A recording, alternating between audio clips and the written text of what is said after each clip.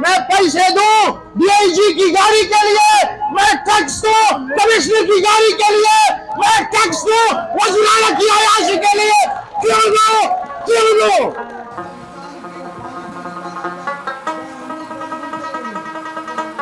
ہم نے ٹیکس نہیں دیا، ہر پہلو پہ ہر اس پہ جو بھی انہوں نے ٹیکس دیے، لیکن اتنے زیادہ ٹیکس بندے کا 20 لاکھ روپے کا پلاٹ ہے، اس پہ 3 لاکھ روپے کا خرچہ آتا ہے۔ یہ چھوڑ دیں اس چیزوں سے گزارا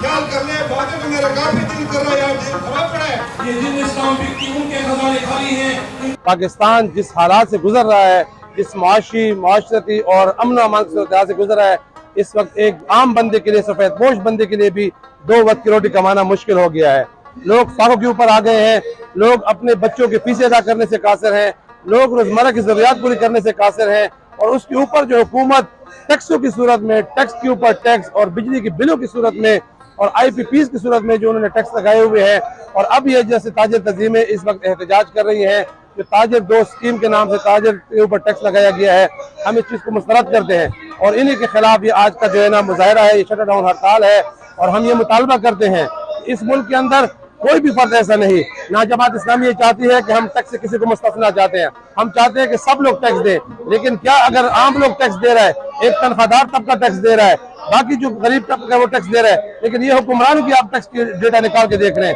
یہ اپنی عیاشیت تو کم نہیں کرتے، یہ کتنا ٹیکس دے رہے ہیں۔ خوشی کی لہر تھی، اچانک اس کے بعد ایسے